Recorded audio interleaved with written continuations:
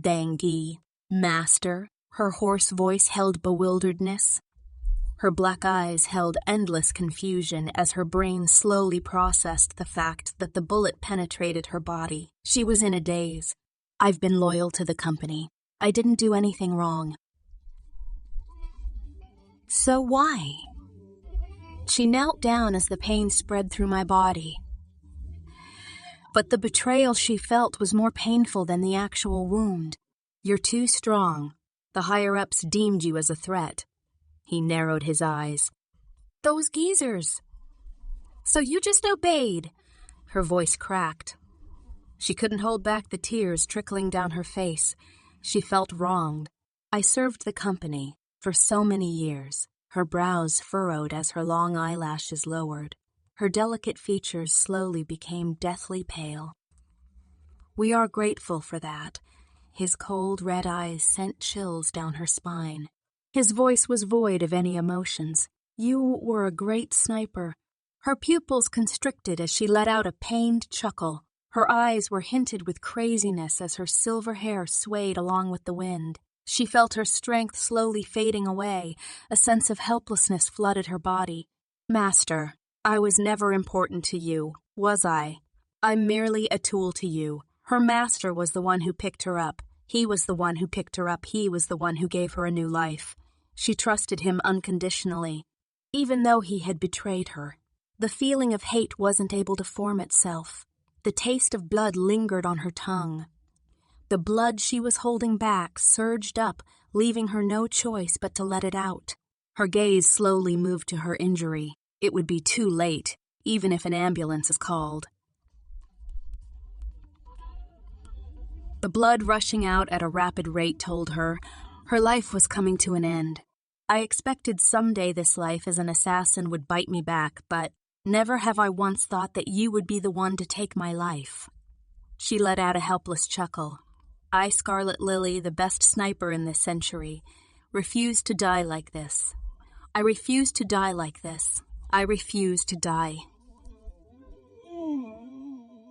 Even if you refuse, you will die. Happy 16th birthday, my only disciple. His eyes softened, making her widened. I'm sorry, such a gentle voice. This was the master she knew. That's not fair at all, master. Scarlet smiled weakly.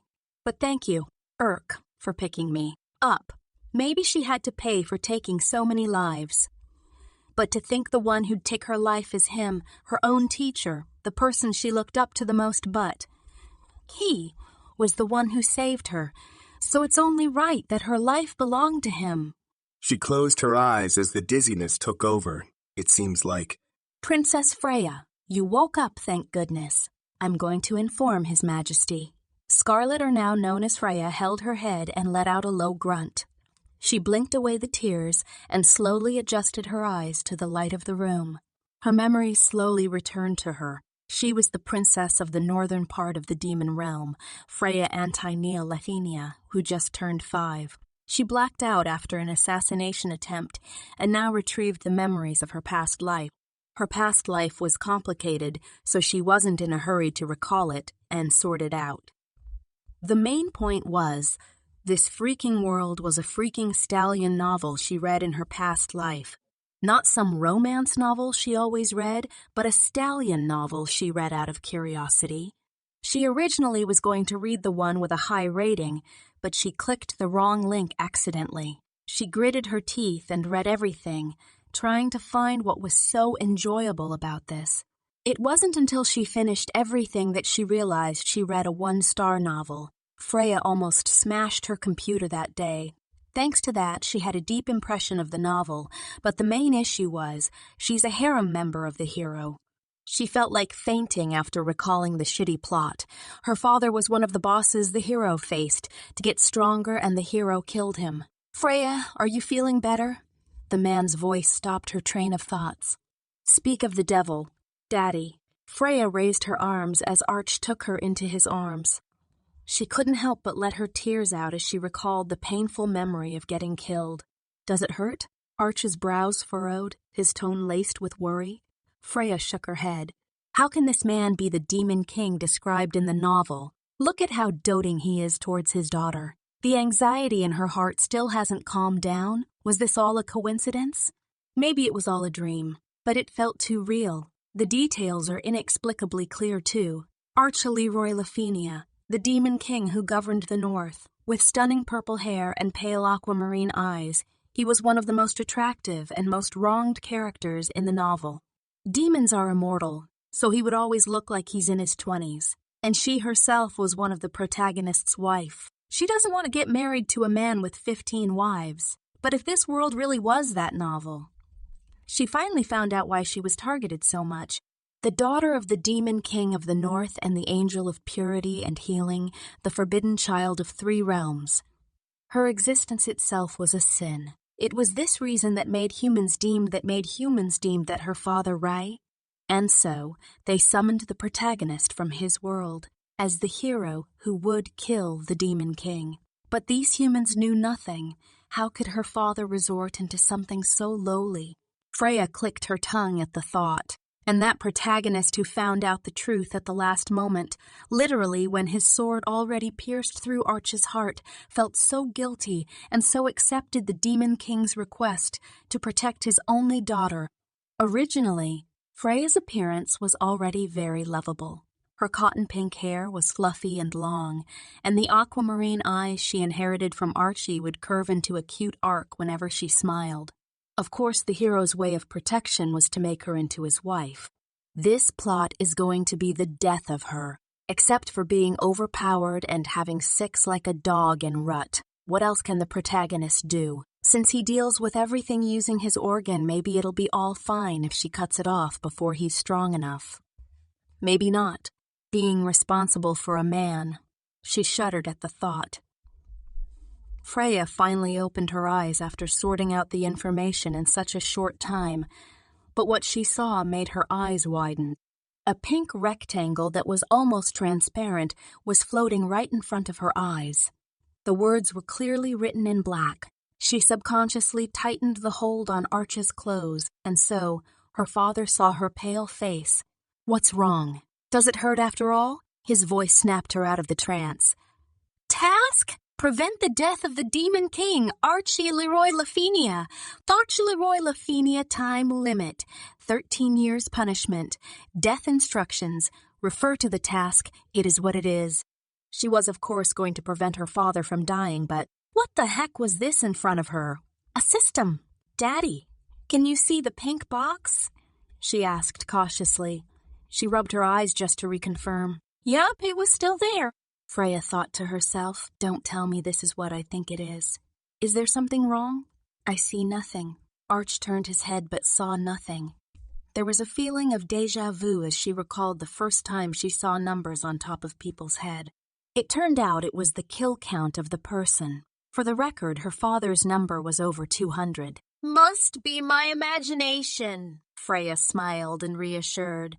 She skimmed through the information again and again. Ah, why is there no reward, cock? The greatest reward is, of course, your father's life. After she woke up, Arch never let her leave his side, and so Freya is now lying down on the small bed in Arch's office as he went through the documents in his hands. Freya didn't want to disturb him, so she kept silent and organized her thoughts. The assassination attempt wasn't anything new. A lot of people wants her dead, including her people. However, Arch treasures her a lot, so the assassins were always dead before they could touch a single strand of hair on her. That day was a special case. The assassin was an insider, a trusted maid that was bribed after working in the palace for 7 years. The poison won't work on demons, but it was especially effective towards angels. Having angel blood running in her veins didn't help her at all. Ah, right. What type of attribute did she have? This was a fantasy novel after all. There was magic. Freya closed her eyes and recalled. She was lucky to have photogenic memory, so she confirmed that it had something to do with healing. The main focus of the novel was the main character, so there weren't any details. She sighed and got up into a sitting position. It would have been better if it wasn't healing but a fighting attribute like Archie. She glanced at her working father and curiously walked over. She was bored after sorting everything out. Arch chuckled at his daughter's cute appearance and picked her up. "Is our little princess bored?" Archie sat Freya on his lap and continued to skim through the documents. A little. Archie cocked his finger and a few books flew towards them from the bookshelf. The books floated in front of her. She knew it was for her to choose from. Are these books even suitable for children? Daddy only has these right now. We can get a picture book at the library together later. Archie patted her head. Freya didn't mind at all. She already knew how to read anyways. If she substitutes the alphabets from her previous world with the ones here, it's actually quite similar. She didn't insist on going to the library alone because she knew the staff were getting inspected thoroughly. The assassination was probably the last straw for Archie. She chose the book with Assis's Laws of the Quantum World. Compared to an assassin, she would prefer to be a scientist if she had the choice. She started reading with interest. "Sire, His Highness Luca is here," the butler informed them from the other side of the door. The teenager with long flowing purple hair and ruby red eyes entered the room. His cold eyes softened as soon as his eyes laid upon Freya. The feeling of relief surged in him. "Brother Luca," Freya beamed, seeing the boy. Archie let her down as she rushed over and hugged Luca. Though she called him brother, he was her cousin. Archie has an elder brother, Andrew Nolan Lafenia, who's Luca's father. Andrew ruled the West. The Demon Kings are decided solely on strength. It had nothing to do with bloodline. Every 100 years, the fight for the throne will commence. The strongest victor from the fight will have the right to challenge the king. Whoever wins will sit on the throne. The commands of the Demon Kings are absolute. Luca effortlessly picked her up. He was 15 this year. The large age gap between them didn't make them feel distant. Instead, it made Luca dote on this little cousin of his even more. They were like siblings. "My cute Yaya, I'm so glad you're fine." He pressed his forehead against hers. "Do you know how worried I was when you won't wake up?" Freya smiled and said nothing. She still remembered how excruciating the poison felt on her 5-year-old body. In the first place, being able to wake up was a miracle. "Uncle, Father is holding a banquet next week. He's wondering whether you'll be coming or not." Luca turned to Archie. The two brothers were on good terms. "I will excuse myself this time." "Freya can't be alone for the time being," Archie replied with no hesitation as Luca nodded along. "I'll inform my father. Yaya's magic test will be the day after tomorrow. Will you let her go?" Freya stopped braiding Luca's hair as her eyes widened in surprise. How come she never heard of it? No one told her. It's a chance to verify her powers. "I want to go," she chimed with much enthusiasm. Before getting her memories, magic was normal, but now magic is something she never had before. She couldn't help but feel excited. Recalling how there was only one moon in her previous world, she couldn't help but feel the 4 moons here are special. "You just woke up this morning." Archie furrowed his brows. "Does it not hurt anymore? It's better to rest. You have to recover first so results won't be affected." Freya doesn't want a lousy result, does she? Freya knew this long sentence was just to coax her. The whole thing can be summarized into one word. No. But there's no way she's backing down on a clue. This power might determine her plans to protect her father. But Freya wants to know her powers. Her eyes gradually got teary. Added with the glaze of tears, her aquamarine eyes made people feel like they're staring into a clear river. "Don't cry, don't cry, don't cry, don't cry." Luca quickly patted her back with his free hand.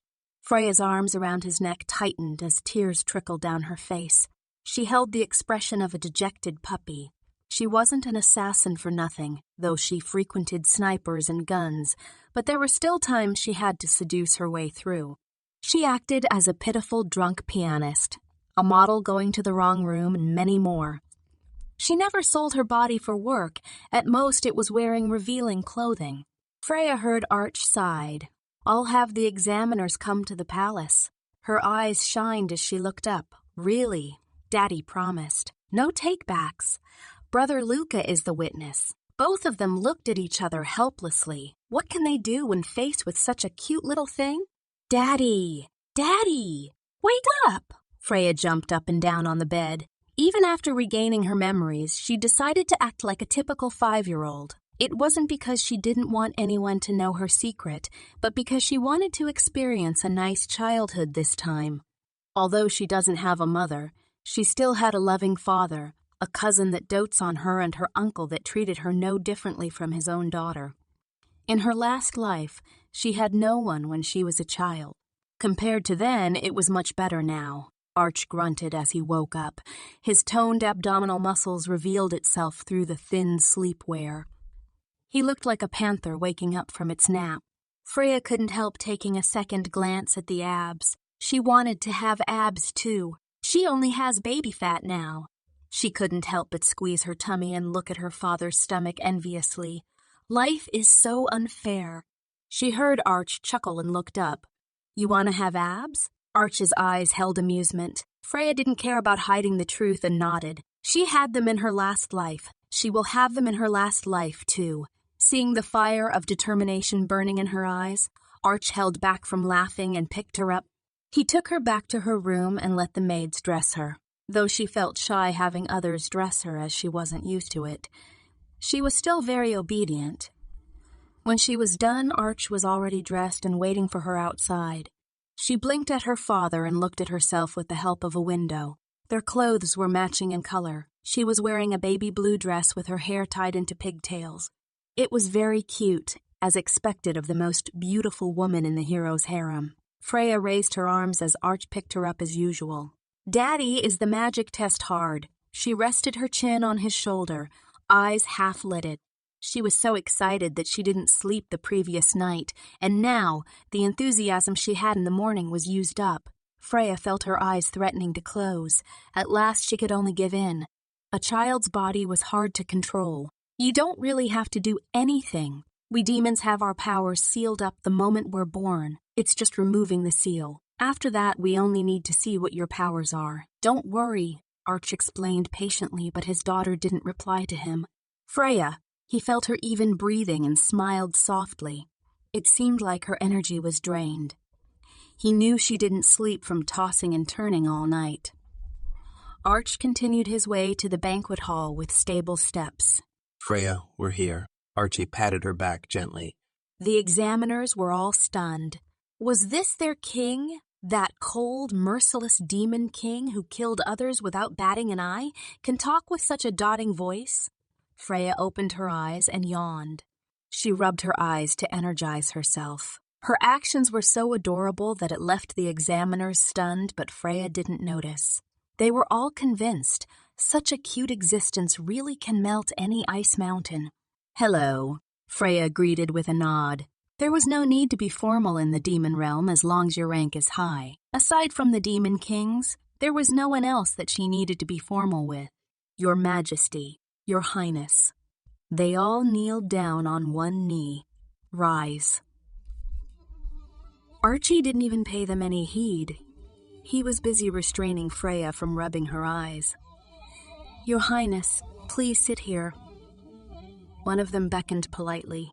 Arch let Freya down as she walked over. She sat down at the center of the magic circle.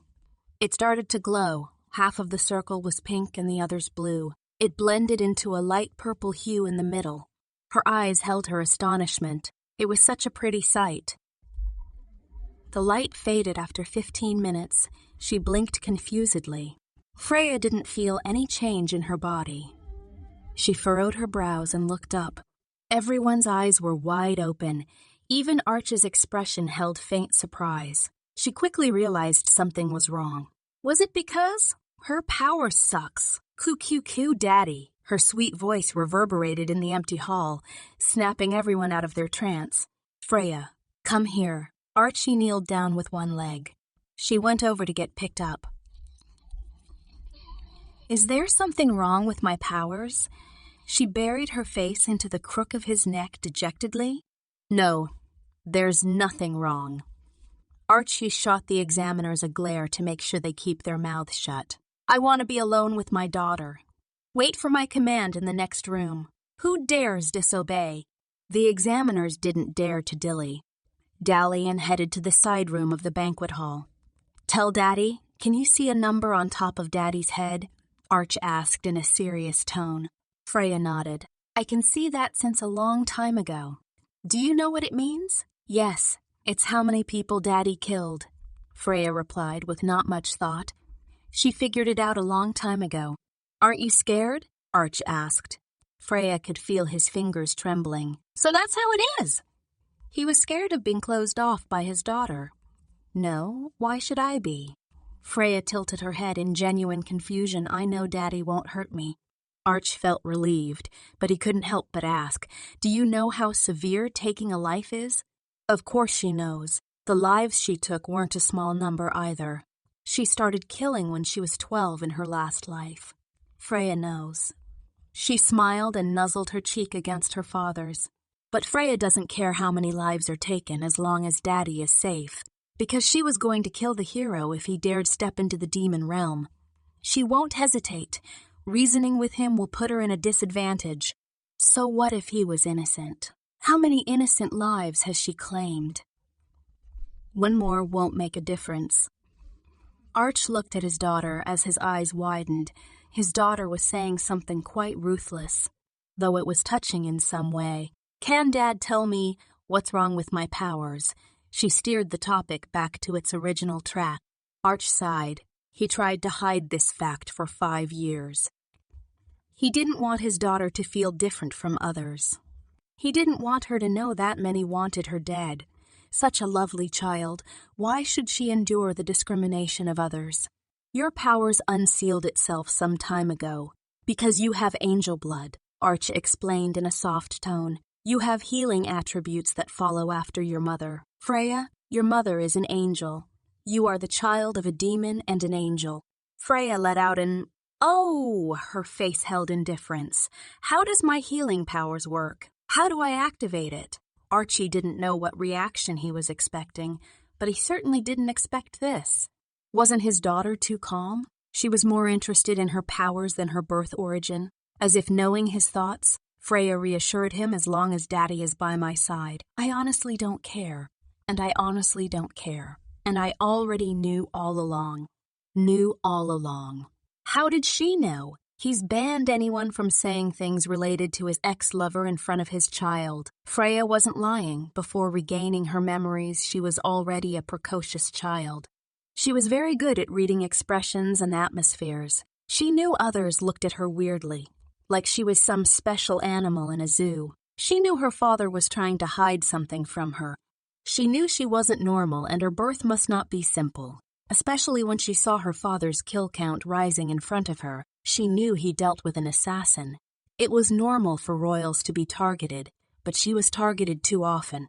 She overheard the maid saying she was abandoned by her mother when she was wandering in the palace at the age of 4. They said her mother loved her just that morning. She couldn't hold back the tears when she reached her room. She was a 4-year-old after all. Getting her memory was the last piece to the puzzle. The past events connected themselves, and she knew about her mother's identity. Her mother wasn't raped, but she never expected a child. She wanted to abort the child, but Arch stopped her. He gave her a lot of compensation just to have Freya arrive in this world safely. Her mother didn't love her, nor did she want her to exist in the first place. But Freya didn't care now. This was child's play compared to her situation in her last life. At least she has her father. How did you know? Archie didn't pay any heed to her powers anymore. In fact, the reason why they were all shocked was because there had never been a demon with healing elements, even if the child was a hybrid. Demon blood had always been stronger in hybrids. The last hybrid who died a century ago was a demon king with destructive powers. Unfortunately, he was killed. Daddy, promise me not to punish anyone first. Arch nodded unwillingly. I overheard the maid saying my mother abandoned me. In the demon realm, who doesn't look up to Daddy? So I just assumed my mom was from another race. Freya said, smiling with a praise me expression. Be proud, your child is smart. But the corner of Arch's lips tugged down. His brows furrowed. He felt a throbbing pain in his heart. And you didn't tell me? It's something minor. Daddy doesn't have to worry about that. Freya said after pondering. His lips pursed into a straight line. He thought he was protecting her, but she had long been the one who was protecting him. She was like the sun in the cold demon realm. Even his brother couldn't help but take fancy to his daughter. He could only tighten his hold around her. Freya didn't say anything. She could guess what was going on in Arch's head. But she felt like she should say it now. From the morning till now, she felt something stuck in her throat. "Daddy, I don't feel, The red blood that poured out from her lips stained both of their clothes. Arch's pupils shrunk from fear. Freya did not stop. Instead, she coughed out even more blood. She felt that it was uncomfortable, but it wasn't the first time she puked blood, so she was relatively calm. Being calm is one thing. Her body won't cooperate. She coughed until the rim of her eyes were red with tears. The blood won't stop coming out. Arch was stabilizing her condition with magic while yelling for the guards to bring the doctor. It was very chaotic. The last thing she heard was Arch calling her name before her vision turned black. "You dare cheat on me with another woman." A woman's shriek pierced Freya's ears. "Don't you have an affair with your boss, too?" the man shouted back. This was too familiar. Freya's pupil shrunk. She eyed the two adults cautiously. "If it weren't for that cursed child, I would have divorced you long ago," the woman who was Scarlet's mother shouted, slamming the bedroom door. "Stupid bitch," the man murmured and headed to the other room. Freya couldn't help but tremble. She used her shaky hands to take a strand of her hair. Silver. It was silver. She scrambled off the floor and headed to her room in a hurry. She stood in front of the mirror, black obsidian eyes and hair that was as silver as the moon. This was her appearance in her previous life. She should be 9 years old. This was her parents' last quarrel.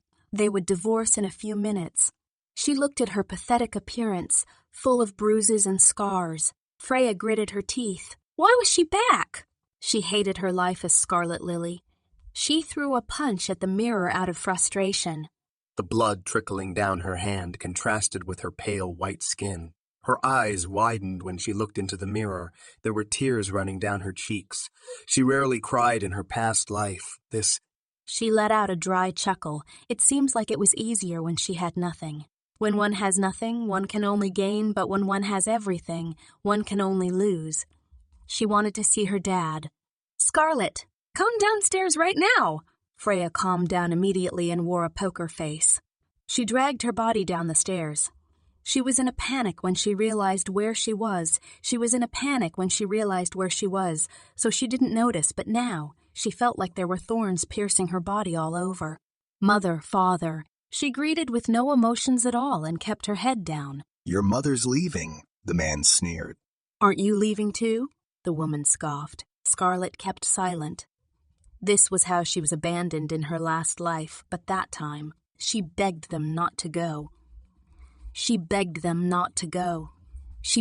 only to be pushed away. She even passed out after hitting the table, but when she woke up, the house was empty. They didn't even spare a penny. She was 9. She craved parental love. Getting first place in school, getting praised by the teacher, and being an obedient child.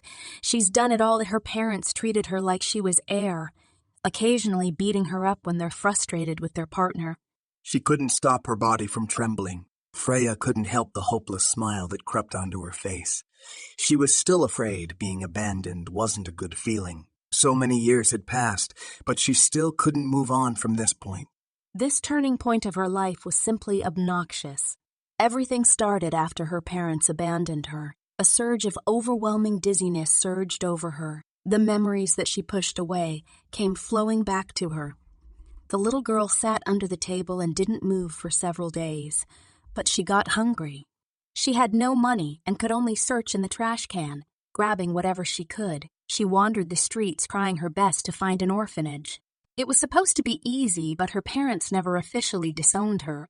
The orphanage called her parents, and her father came over with a superficial smile. He drove them back to their old house and threw her there, saying she would bring shame to them if she let others know.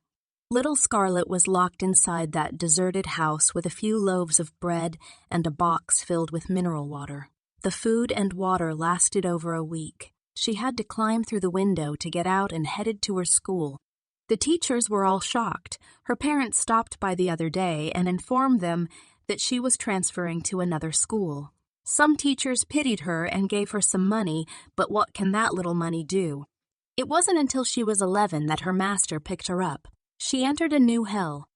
Training lasted a year and she started taking up missions. She got hurt and almost died several times, but she never complained. At least now she had money to buy the food she wanted to eat. At first it was really hard. Killing someone who had no grudges with you, it wasn't easy. It weighed on her mind for several days to the point that she hallucinated, but it got easier after a few kills. She grew numb. She lived her life like a marionette for the company. Her master was her only source of warmth. However, she was killed by that very light of hers. It only took a moment for the memories to rewind itself, but it felt like an eternity for Freya. She felt like she experienced everything again. Every feeling of distress, every pain, every wound, she felt it again and again. Even the pain of the wounds she got from a mission won't spare her. She wanted to throw up. Her whole body grew weak. The pain was so excruciating that she wanted to kill herself. Freya. Arch's voice woke her up. Her eyes that were coated with tears slowly opened. She opened her mouth, but no voice came out. She felt uncomfortable all over, yet she couldn't say anything. The distress she felt made her tears pour out like waterfalls. "Daddy's here," Archie gently whispered. Archie shot a menacing glare at the doctor, which made him gulp in fear. The poison from the assassination attempt has not been fully extracted. It fused with the demon blood in the princess. Thus there are some poison residues in the demon blood, but her demon and angel blood will fuse when they meet. The residue entered her angel blood and it caused the poison to react, the doctor explained, making Archie frown. The winter venom will only attack when met with angel blood. It's a deadly poison used to target angels. The demon blood in Freya helped her lighten the consequences, but it also fused with the poison, making it a ticking time bomb that might take her life any time. Will there be a next time? Arch's aura sent chills down everyone's spine, but he made sure it didn't reach Freya. Unfortunately, yes. There is still some residue in Her Highness's demon blood. I can only extract the poison when it enters her angel blood, the doctor carefully stated, hoping his life will be spared. "Daddy?" Freya's hoarse voice made Archie turn his head over. His heart jolted. His daughter looked ghostly pale. His brows knitted together as he combed through Freya's messy hair with his fingers. "It really is, Daddy. I'm back." Freya let out a relieved smile while tears trickled down. She closed her tired eyes as she fell into deep slumber. This time she wasn't back in hell. Yeah. Luca hugged Freya, who was still in a daze after waking up. "I shouldn't have just directly killed that maid. I should have tortured her until she begged for death." "Luca, watch what you say." Andrew warned. "She's still young." "Brother Luca, Uncle." Freya yawned while she greeted. She looked around the room and asked, "Where's Daddy?" "I'm here." Archie entered the room and sat on the bed. "How are you doing?" Freya blinked as she processed his question. Her reaction speed slowed a lot after waking up. The doctor said it might take a while for her to recover. "I'm fine." She forced a smile. The three looked at her with worrying eyes. She definitely wasn't fine. She lost weight as she didn't have any appetite the past few days, and her pale complexion wasn't getting any better. "It hurts, doesn't it?" Arch sighed softly. The doctor told them that Freya would be in immense pain during recovery. The cold sweat that coated her forehead and her knuckles that were going white from gripping the blanket were proof of that. Freya's eyes widened slightly and returned to normal the next second. She was used to enduring pain alone. She'd forgotten that there were people who cared about her this time. "It hurts," she murmured. "It hurts to the point that I want to dig my heart out to stop the pain." When Freya says it's painful, it really is excruciating. She's someone who could dig bullets out from her own shoulder without any change of expression after all. "But I'll be fine," she added after seeing their expressions turn gloomy. "Daddy, Why is your arm bleeding? I dealt with some pests. One got too close. It'll heal after a while. If Freya didn't point it out, he wouldn't have noticed that he got hurt. Freya sighed and flicked her wrist. The trio looked up, awed by the scenery they saw. Purple butterflies were fluttering their crystal wings around the room. Their translucent wings shimmered and shined under the light as they landed on Arch's arms. The blood stopped and the wound healed like it had never been there before. I figured out how to use my powers. Freya beamed, but her face was getting paler. The butterflies shattered into purple fragments with a snap of her fingers. When did you learn this? Luca asked as he finally pulled away from Freya after hugging her the entire time. When Daddy thought I was sleeping, she let out a cheeky giggle. Archie could only let out a helpless sigh while Andrew laughed. She held back from hissing and smiled. When the butterflies heal the wounded, the pain will be transferred over to her. She'll only feel the pain. It won't affect her health, so she didn't bother to tell them. Our Freya is so smart. Uncle will arrange a banquet for you when you recover, Andrew cheered. Thank you, Uncle. Freya beamed cutely. She wasn't acting cute. Her appearance was genuinely adorable. Brother, you should change your current woman. Archie casted a glance at Andrew. Oh! Seems like this one is disobedient. Andrew raised his brow with a smile that wasn't quite a smile. I'll change to another one. Freya's lips twitched slightly. It seems like her current auntie tried seducing her dad. This uncle of hers is a good father and a good uncle, but not so much as a lover. With purple hair and sunset orange eyes, he attracted many women. Changing women is like changing clothes for him. The only person that he had genuinely loved was Luca's mother. She passed away after childbirth. He could only take care of their child, Luca Jonathan Lafinia. Demons are usually lustful creatures after all. He can't bring himself to love someone else, but he needs to satisfy his desires, so he has many women. But he's really fickle. The longest one only lasted for a month.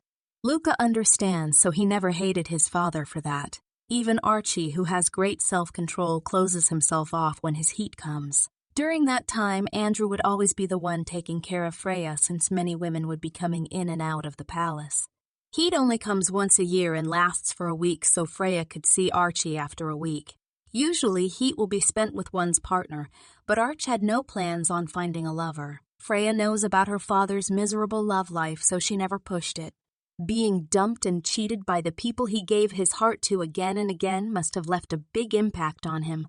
Her uncle even called it a curse. She doesn't get it. Money, looks, and gentleness. Her dad has everything. But, well, maybe it really is a curse. What Freya doesn't know was that her father really lacked gentleness. His attitude had always been cold. Even his lovers couldn't differentiate whether they were strangers or lovers. Cross the line and you're out. He wasn't the one dumped. He did the dumping. Luca will experience his first heat in a few months. Have you prepared a candidate for him? Arch asked his brother while braiding his daughter's hair. It was too messy. He couldn't help it. Freya looked at Luca and blinked her innocent round eyes. Demons have their first heat at 16. It is young, but one can choose to go into seclusion. At least that's what Freya planned for herself. Though it'll be uncomfortable. She's not going to lose her virginity until she meets the one for her. Her standards were high. But, well, Luca was a boy. It's different. If she was a boy, she might choose to have sex during her first heat, too. Isn't it a little inappropriate to say this in front of Yaya? Luca's face turned red. Freya? Last time she read the whole book explaining what heat was, she might be more proficient regarding this topic than you. Archie chuckled dryly. He really felt helpless. At first, I only knew she took a book from my shelf as usual. By the time I finished work, she had already finished the whole book. Andrew and Luca turned to Freya, who was smiling innocently. Brother Luca, it's fine. It's just sign. It's just science. If you want, I can recite the whole book for you. Will it make you less nervous? Archie felt a headache coming. He quickly covered Freya's mouth with his hand. Freya, of course, was just teasing her cousin. In fact, when she read that book, she had no idea what socks was. After all, she didn't have the memories from her past life. The book was genuinely explaining what heat was, why demons have heat arrive, why demons have heat, and when does heat arrive. There was only a brief sentence mentioning demons have sex during heat. It didn't go into detail. Just 6, does she? Andrew looked at Archie, who shook his head, indicating she does not know what socks was. She asked me what it meant before, but I never explained it to her. I made sure to remove every book regarding the topic, Archie said while covering his daughter's ears, afraid she might ask if she heard. She was only 5 years old. It wasn't time for the birds and the bees yet. Freya's lips curved into an arc that went unnoticed by Arch. Andrew saw it and held back from laughing. His little brother didn't have it easy at all. Freya, did you miss me? Andrew barged into Arch's office with a bright smile. Freya jolted and slowly turned her head to face the door. She nodded before snuggling back into her father's embrace like a cat. She yawned and closed her eyes again. She was taking a nap. Archie explained, patting his daughter's head. His smile turned threatening when he looked at his brother. You scared her. Andrew looked guiltily at his niece. He was indeed a bit too excited. He whispered a sorry that earned a sound of acquiescence from Freya. Don't be angry, okay? Uncle brought your favorite pudding. Andrew bent down and brought the pudding in front of her. Pudding. Freya's eyes lit up. Her sleepiness was washed away. Daddy, can I? Archie chuckled at his daughter's antics and nodded. Freya's aquamarine eyes sparkled with anticipation as she took the first bite. This taste. So blissful. It's been a long time since she had something sweet. Her recovery took a month. All she ate was congee with some boiled vegetables. She wasn't allowed to eat anything else. The pair of siblings looked at her eat with delight. Andrew couldn't help it and bit his niece's chubby cheeks, making Freya look at him in confusion. In the end, she didn't say anything and continued digging into her pudding. Where's Brother Luca? Freya asked after finishing her pudding. On a date with the candidate. It's only weeks away after all, Andrew explained as Freya nodded. He looked at the finished pudding and took out another one for her. Freya was delighted, but just as she was about to put the pudding in her mouth, a pink rectangular box popped up in front of her. Her eyes narrowed and put down the spoon. What's wrong? Archie asked after seeing Freya's furrowed brows. She looked troubled. I need to go to the bamboo forest. Freya hopped off Arch's lap. Daddy and Uncle have something to discuss, right? Freya won't bother you two. Arch's eyes widened. Isn't his daughter a little too sharp? But his brows soon furrowed. The bamboo forest might be her favorite place. But why so suddenly? As if reading his thoughts, Freya added, I suddenly remembered leaving Mr. Lulu there yesterday. I'm afraid he might get hurt. Mr. Lulu was her beluga stuffed animal that she hugs to sleep every night. She couldn't sleep without it, so of course Mr. Lulu was safely in her room, but her dad doesn't know that. Arch remembered seeing her bring the stuffed animal with her when they went on a walk yesterday, so he was convinced. For her safety, the servants can only enter the main palace at a specific time. Since it's not working hours, there should be no problem. Don't take too long. Arch patted her head as she ran off. After leaving the office, Freya started running to the bamboo forest. She couldn't help cursing the system. It hadn't appeared for so long, so she'd already forgotten about it. Task. Heal the Arctic fox time limit. 10 minutes punishment. All desserts will be confiscated for life instructions. Head to the bamboo forest. Use your powers to heal the Arctic fox. The bamboo forest is huge. How will I find him? Freya complained as she ran. And how is 10 minutes enough? Look at my short legs. You will see him the moment you arrive. You having short legs is not my problem, Kuvkak. Kefria's rage made her run faster. Just as the system stated, she really saw a white fox lying in the middle of the wooden bridge. She hurried over and saw the horrible wounds on the fox. The red blood coated its snow-white fur. Freya saw how severe the wounds were and wasted no time in summoning the crystal butterflies. Cold sweat ran down her body. What's with this wound? It hurts like hell. Pink flower. Shaped pupils appeared in her aquamarine eyes as she concentrated on the injuries. This was the first time she used her power to this extent. A small scratch or a normal wound was easy, but she had never treated poison before. Her powers were strong. She could heal any injury before the patient dies, but she had to endure the pain. It was also very straining. The butterflies that covered the fox shattered after the wound was completely healed. Freya sighed in relief as her legs gave out. "This fox? How did it even get in here?" Freya's brows knitted together. Her father made sure nothing could get in. Maybe it's because animals are allowed. But this is the demon realm. Well, she healed the fox. The task was completed. She sat down and wiped away her sweat. She'll return after resting for a while. Freya felt something furry rubbing against her arms and looked down. The white fox was whimpering as it rubbed itself against her. It was very cute. She patted its head as it nuzzled against her palm. It made its way onto her lap and licked her chin, cheeks, and lips. Though it was a little heavy, Freya didn't mind. She hugged the furry thing and buried her face into the animal. After playing for an hour, she finally remembered that she had to go back. She let the fox go and patted the floor beside her. It was very obedient and came down from her lap. "If you can get in, you should be able to get out. I'll be going now." Her eyes were gentle as she patted the fox. Freya felt something tugging her dress and looked back. The fox was whimpering with folded ears. It had the expression "Don't Gone" written all over its face. "Did this work on Freya?" "It did. Let go.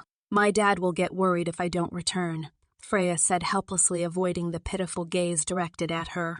Freya pondered for a while and sighed. She led it to her room. "I'll be back later. Be obedient." She gave it a final glance and headed back to the office. Arch was leaning against the door with his brows furrowed. He saw Freya and rushed over to her. "I didn't see you in the bamboo forest. Where were you?" Arch quickly picked her up and hugged her tightly. "But I was in the bamboo forest. I returned to my room 5 minutes ago, though. Did we miss each other?" Freya's eyes held confusion. "I went to find you half an hour ago." Archie knew his daughter wouldn't lie to him about something like this. Freya's eyes widened as she recalled the Arctic fox. "Daddy!" "I was playing with a white fox." "That white fox is in my room." Archie's expression relaxed after hearing this. Thank goodness it wasn't an enemy. Archie was going to say something, but a pleasant voice beat him to it. "Princess, I'm not that white fox." The voice teased. Freya looked over to the source of the voice, and her eyes widened. An exceedingly handsome man that looked to be in his early 20s stood there. He was wearing a black yukata with some golden embroidery on the sleeves of his haori. "Let me introduce myself. I'm Caden Edgar Zane, the Demon King of the East," Caden introduced playfully. He had hair that was as white as snow with mysterious amethyst eyes that held mischief in them. Freya never thought she would see someone more attractive than her father in this life. Her father was already at legendary tier. However, the thing that surprised her the most was the 9 fluffy tails behind the man, as well as 2 fox ears sitting on top of his head. Caden noticed her curiosity and smiled. Arch, who was looking at him, shuddered. That brat was smiling. The cruelest demon king out of 4 was smiling with eyes filled with gentleness. Arch quickly hid Freya from his sight and entered the office. He didn't forget to glare at Caden. Caden shrugged and followed after. Freya tilted her head at her father. She was having eye candy. "Don't interrupt her." "Freya, do you have any idea how worried Arch and I were?" Andrew took Freya from his brother's arms and rubbed his chin on her head. It wasn't her problem. Arch sighed and pointed to Caden. "Caden, what brings you here?" Freya looked over curiously. Why was he hurt so badly when she found him? And why did the system want her to rescue this man? She hasn't figured out who the creator of the system was. That bastard wanted to expand his territory, so he came and picked a fight. I was about to kill him, but his subordinates came in the nick of time. I killed them, but he escaped. Also, he allied with some angels and planted spies all over my territory. I teleported over here to warn you two, especially Andrew. Caden's eyes became colder as he went on. His irises turned red for a split second before reverting to purple. Freya thought she was hallucinating. That bastard referred to the Demon King of the South. He was the only Demon King who wasn't on good terms with the others. Freya remembered Arch telling her that demon kings usually don't meddle in each other's affairs, but that person was very greedy. The room went silent. Andrew hesitated, but still asked, "Archie, do you think the one who hired the maid was?" Freya was Archie's only weakness. If Freya was killed, Archie might go mad and the angels will have a valid reason to deal with him. It'll free up his territory. There might be a possibility. When Luca was going to kill the maid, he said she was about to say something, but her tongue exploded. Luca dealt the final blow, but the spell that restricted the maid's speech was very complicated. Archie's brows furrowed. "A lot of people want me dead. It might not be him. Daddy, don't furrow your brows. You'll get wrinkles." Freya beamed. Their gaze all fell onto Freya. She blinked innocently. "She say something wrong?" "Who told you that a lot of people want you dead? Tell Daddy. I'll make it so they can't say another word." Arch's tone grew cold. Freya knew it wasn't directed at her, but she still shivered involuntarily. "Archie, your aura is leaking," Caden reminded. Arch's eyes widened and pinched the bridge of his nose to calm down. He took Freya back from Andrew and rubbed his cheeks against his daughter. He looked at Freya, expecting an answer. No one said it. "I just knew." Freya smiled. "I'm not bothered by it. It's fine. It's normal. Whether it was in her last life, or whether it was in her last life, a lot of people wanted her dead. But now, at least she has a family this time. There's no need to be greedy." The three men couldn't help but exchange glances. Freya might not realize it, but what she said just now was equivalent to saying it was normal for her to be hated and targeted. "Right. Arch said she was playing with you in the bamboo forest. You played with a child?" Andrew changed the topic. "She healed me and I was feeling grateful." Caden faked a smile. He figured the two don't know yet, and it doesn't seem like his little savior planned on telling them. Caden felt delighted. It's a secret only he knows. "Healed you?" Arch raised his brow. "I got hurt during the fight." "You got hurt? The enemy was that strong? I guess Mr. Lulu being forgotten there saved your life." Andrew's eyes widened. The enemy was also a demon king. "I think we should get rid of him soon. With the three of us, it'll be easy," Archie suggested, while the other two nodded. "Who's Mr. Lulu?" Caden asked, with question marks all over his head. "The beluga stuffed animal. Didn't you see Freya bringing it back to her room?" Caden recalled, seeing the stuffed animal carefully placed on Freya's bed. It had never been in the bamboo forest in the first place. Freya cast a glance at Caden with narrowed eyes and looked away. He couldn't help but think of how cute his little savior is and held back his laughter. "I saw her take it to her room." Caden cleared his throat. His eyes curved into a crescent. "Ah, that reminds me. You got poisoned. That poison wasn't recorded in the book Daddy has, nor was it any poison she was familiar with in her past life." "Freya, are you sure?" Archie's voice was gentle when it came to his daughter. Freya nodded her head, with a tone that was like saying she had breakfast. She said, "I've memorized the whole book. There was nothing like that. I'm sure others would have already died, but he held on quite well. Even if I didn't heal him, he wouldn't have died." Arch and Andrew weren't surprised that she memorized the whole book. They knew of Freya's eidetic memory. Caden was impressed, but then he remembered how outstanding she was in her past life and thought it was normal. "It should be from those holy weapons the angels used," Caden said after pondering. "The weapons that angels use are very effective against demons. On the other hand, demonic energy can corrupt an angel, so both races are evenly matched most of the time." The two races fought for centuries before finally deciding to make peace. The animosity, however, never dissipated. That's why Freya was an existence that should never existed. "Are they trying to start the war again?" Andrew scoffed. Freya stayed silent as she stared at the pink box that appeared. It wasn't a mission this time. It seems like this system wasn't as useless as she thought. Only Connie, Jane, Jake, and Maya are involved in the alliance with the Demon King of the South. The other angels have no idea what happened. Freya read aloud the words in the pink box. She then turned to Caden. "How many angels attacked you?" 4. "Daddy, it should be them." "I'll let the adults decide what to do," Freya chimed happily. "How did you know?" Arch asked as he looked at the little girl in his arms. I can see something you guys can't. It told me. Freya smiled innocently. Arch's eyes darkened. Did those things harass his daughter? Ghost. Andrew was the first one to ask. His complexion paled. Freya raised her brow and laughed. Uncle, the great demon king of the West is scared of ghosts? I was talking about a pink box. It has something to do with my powers. Freya was very sure that it had nothing to do with her powers.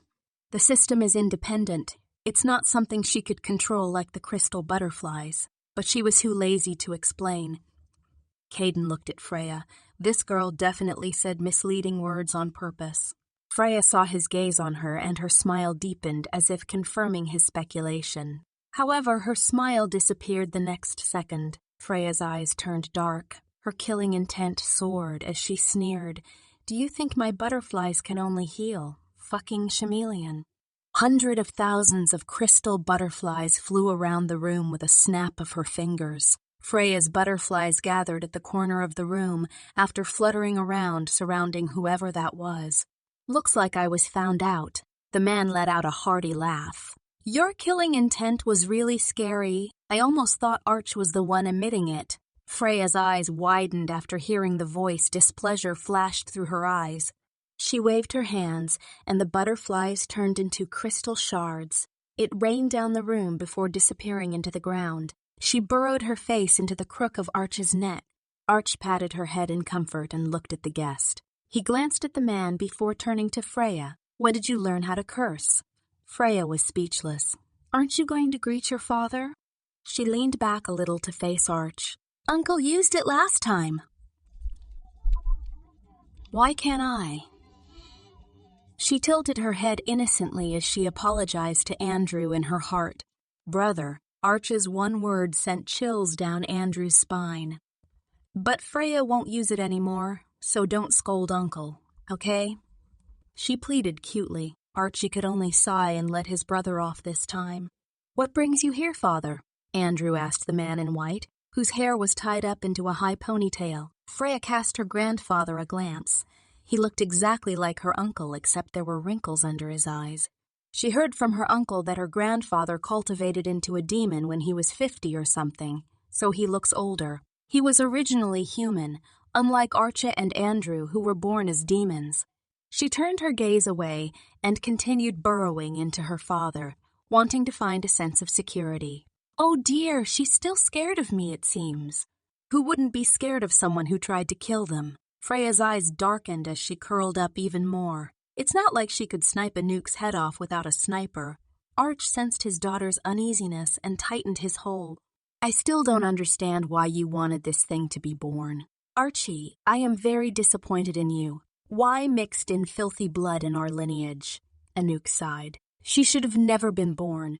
Arch's eyes cooled. His gaze became sharp. If you're here to nag me, get out. You have no right to say this in front of my daughter. If I have no right, then who has the right to? Anouk chuckled. If only she's a pureblood, she would have so much potential. Maybe there's a way to remove that disgusting blood of hers, or else she'd be better off dead. Father, if you're here to make trouble, please see yourself out. Andrew couldn't bear it any longer. His niece was only 5. Freya, don't listen to his nonsense. I'm merely saying the truth. Enough. I didn't kill you when we fought for the throne, but it doesn't mean that I will never kill you. Caden, who had been silent, spoke up. Freya was sure now. His eyes did turn red before. Anouk immediately held his tongue as he felt his body being oppressed by an unknown force. This was the Demon King's authority. It was used to keep their subjects in check. Anouk was a citizen of the East, so Kaiden was able to use it on him. I came here because I have something to tell the two of you. Anouk sighed and raised his arms in defeat. I'll take Freya, Caden volunteered as he walked over to Archie. Freya saw him and blinked. She reluctantly released her father as she was handed over to Caden. Archie kissed her forehead. Be good. They headed out of the office to her room. Freya made herself comfortable in Caden's embrace as he carried her. She snuggled against him like a cat as Caden looked at her adoringly. Are you afraid of your grandfather? he asked softly. He tried to kill me when I was 3. If Dad wasn't there, I might have died. Freya shuddered as she recalled back. Caden's eyes became cold. Oh, I see. Your Majesty! How should I address you? Freya asked, tilting her head. Since you're my dad's friend, Uncle Caden. As they've reached her room, Caden sat her down on the bed as he knelt in front of her. His eyes held a hint of amusement. I'm not that old. Your father and his brother are at least a century years old. I'm only 23, 2 years older than you. Freya's eyes widened. You know, my mental age. I'm a 9-tailed fox. I can see people's souls. He chuckled as his eyes turned pink. He nuzzled his cheeks on Freya's head. Her soft hair made it very pleasant. I've been waiting for you for quite a long time, my soulmate. Freya didn't hear what he said after since it was muffled. Freya asked him what he said, but he just replied it was nothing. Caden is fine. He plopped onto the bed. Can I ask you something? Freya was curious. After earning a hum from Caden, she asked, Your eyes. Is it just me or they've been changing colors from time to time? Caden chuckled and turned to look at her. What do you think? His amethyst eyes turned to a punch-pink color. Then they changed into sun gold before going back to violet again. Freya was mesmerized by those eyes. She blurted out, Again! Caden chuckled and indulged in her wishes. He had always let his guard down in front of her. He never thought that her hands would be so naughty. Freya suddenly grabbed his ear, which made his eyes turn as black as obsidian. He grasped her wrist in reflex as he whispered into her ears, voice slightly hoarse. Your father never told you that the ears of animal-type demons are a place that only their partners can touch? Freya heard this and was startled. She was curious how it will feel like. It looked fluffy. She wanted to withdraw her hand, but Caden was holding it in place. If this was someone else, their hands would be undoubtedly chopped off. However, Caden was reluctant to part with her. Like a child who never tasted candy, he didn't want to let the sweetness go. He glanced at the back of the girl's neck, how defenseless. He retracted his gaze before sighing. He had to be patient until her first heat. He's been spending all his heat alone. A few more years won't be a problem. Male foxes can only have one mate in their lives. He was already very lucky to find his soulmate. No need to be hasty. It's fine. You're still a child. I'm just telling you. And you can always be responsible for me in the future. Freya let out a sigh of relief, so it's fine if I touch it. Caden let out a sound of acknowledgement. With permission, Freya scratched the back of his ears like how one would do to their dogs. She noticed Caden's eyes turned from black to gray. Your eyes change with your emotions, Freya asked, earning a nod from Caden. Red must be irritation or anger. What about the other colors? Caden looked at his mate and internally sighed. If he told her what it meant, wouldn't he be the one embarrassed? He doesn't even remember when was the last time his eyes turned black. And it never turned gray. But he knew what it meant. Should I bring you somewhere fun? If you come with me, I'll tell you, Caden hummed. Sure, but I'll have to tell Daddy. Freya agreed with no hesitation. She's never been outside before, aside from visiting her uncle's territory. And after seeing Caden suppress her grandfather, she was convinced that he was very strong. She'll be in good hands. Do you have a pen and a paper? Caden stood up and headed to her desk. Arch and Andrew went to Freya's room after the talk with their father. Both of their expressions were grim. They wanted to see Freya to cheer up, but they found no signs of her in her room. Freya. Archie looked around the room anxiously. You might want to read this. Andrew gave Arch the paper. On the paper, there were neat rows of words. The writing was beautiful, but Arch couldn't bring himself to enjoy the words now. He couldn't help but curse his father for talking so long. Welcome back, my lord, the servants bowed. Freya looked at the Japanese castle in front of her with astonishment. It was very elegant and beautiful. It's bigger compared to the one she saw in Osaka, and there's not only one, but many in the vicinity. She knew the East was similar to Japan. It was her favorite country in her past life. She fell in love with Japan when she went there for a mission. Here it seems to be ancient Japan, though she doesn't know which period this belonged to. The west was similar to ancient China, while the north was more influenced by Western culture. If she remembered correctly, the south should be ancient Korea. "Do you like it?" Caden asked, amused. Freya nodded her head. "It's very pretty. Should I give one to you?" Caden chuckled. "You can come and play whenever you like." "Really? Can I?" Freya's eyes lit up. "Then she won't be reserved." "Of course. As long as it's within my power, I'll give you anything you desire." Caden's gentle tone made a servant drop the cup he was holding. Was this an impostor? The sound made Freya look over in curiosity. When the servants saw her aquamarine eyes, they were all shocked. Wasn't this the daughter of the Demon King ruling the north? Caden didn't pay them any heed. He continued his way with Freya in his arms. Freya rested her chin on his shoulder, being obedient all the way. She'll occasionally raise her head to look around and admire the decorations. The servants they passed through would peek at her, but they didn't dare to stare. Their lord took a child back. They knew he hated children the most. Not only that, he brought the child back to his private castle that no one was allowed to enter.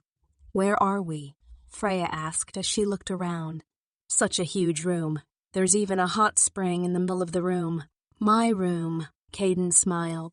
"Even Daddy's room isn't as big as this, but this isn't the main palace, right? I dislike having work mixed with my private life." Caden put her on the bed while he went to make some tea. "It's more peaceful this way." Freya let out a hum and accepted the freshly brewed tea. She took a sip and her eyes brightened. She missed this taste, green tea. Caden nodded as she took another sip. He was glad it was to her liking. He observed her drinking her tea as his eyes turned gold. Freya kept on looking at the hot spring, which made him ask, "You want to take a dip?" "But I don't have clothes here." Freya's eyes lowered disappointedly. "That won't be a problem. Go ahead." Caden flicked his wrist and all the folding shoji screens in the room gathered and formed a barricade around the hot spring. The room belonged to him, so he usually just soaked in it without any barricade to make things more convenient. There's a special spell that made sure the water vapors won't spread throughout the room, so he didn't need to worry about getting the whole room humid. But Freya, even though in a 5-year-old body, was a lady. "I'll go prepare some clothes for you. I'll be back in a while." Caden ruffled her hair as she nodded. Freya took off her clothes with much difficulty. All the dresses she has had quite complicated designs. Freya rinsed herself thoroughly using the shower at the side. She let out a comfortable sigh as she entered the hot water. "No one was here. She can do it, right?" Freya gave up hesitating and started swimming. It's a rule that you can't swim in onsense, but she had always wanted to try.